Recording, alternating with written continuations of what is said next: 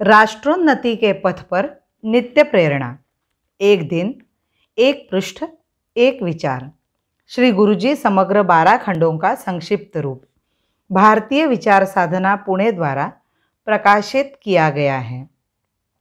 मैं डॉक्टर श्रीमती स्वाति सदानंद गोडबोले इन विचारों के एक पृष्ठ को प्रतिदिन वाचन के माध्यम से आप तक पहुंचाने का प्रयास कर रही हूं।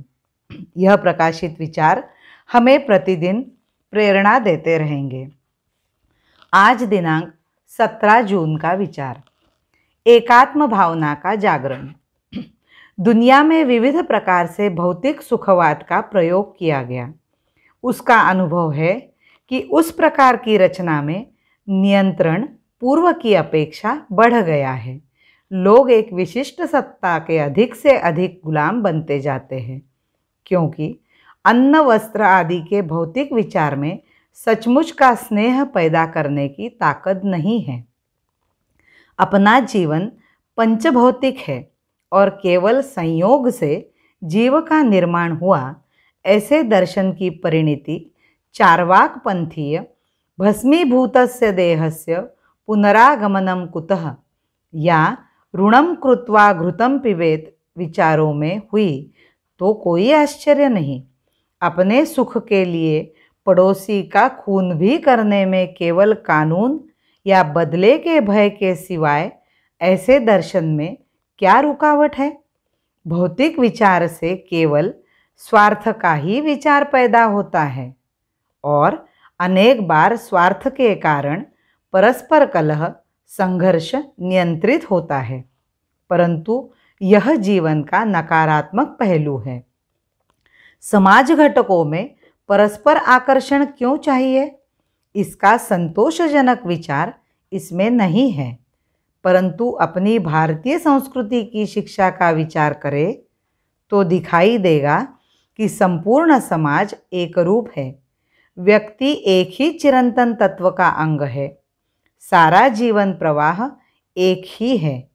इससे आत्मीयता बढ़ती है, एकात्म भावना का साक्षात्कार होता है। इस प्रकार की एकात्मता का परिपूर्ण साक्षात्कार अंतःकरण में होने पर सर्वथा नियंत्रण शून्य, अंतस्फूर्त, निर्मल ऐसा स्नेह भाव अंतःकरण में पैदा हो सकता है। इसके बिना वह कदापि संभव नहीं होगा। केवल राजनैतिक या आर्थिक व्यवहार के आधार पर एकात्मता की यह अनुभूति असंभवनीय है। अपने जीवन में इस अनुभूति की नितांत आवश्यकता है। अतः स्वाभाविकतः समाज के अन्य घटकों के साथ स्नेहपूर्ण व्यवहार करते आना चाहिए। इसके लिए समाज में एकात्म भावना का जागरण करना पड़ेगा। वह जागरण अपनी सांस्कृतिक परंपरा के आधार पर ही करना संभव है। यह सब हमें समझना होगा। आपको ये शब्द कठिन लगते होंगे, परंतु आप थोड़ा समझ लेने का प्रयास करेंगे तो वह सत्य आपको भी सहज प्रतीत हो सकेगा। हमारी संस्कृति के इन प्राचीन एवं जीवनदायी लक्षणों को पुनः तारुण्य प्रदान करने के कार्य की अविलंब आवश्यकता और सर्वोपरि महत्ता हमारे राष्ट्र के वर्तमान संदर्भ में ही नहीं, वरन अंतर्राष्ट्रीय संदर्भ में भी है। हमारी सांस्कृतिक दृष्टि जो मनुष्य मनुष्य के बीच प्रेम एवं सामंजस्य के लिए सच्चा आधार प्रदान करती है और जीवन के संपूर्ण दर्शन को मूर्त करती है, आज के इस युद्ध से ध्वस्त हुए विश्व के सामने प्रभावी ढंग से रखने की आवश्यकता है। यदि महान जागतिक लक्ष्य में हम सफलता प्राप्त करना चाहते हैं तो हमें प्रथम अपना उदाहरण प्रस्तुत करना होगा।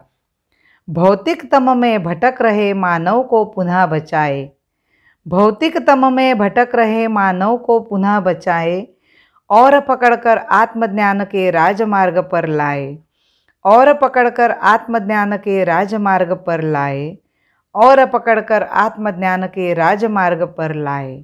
भारत माता की जय। वंदे मातरम।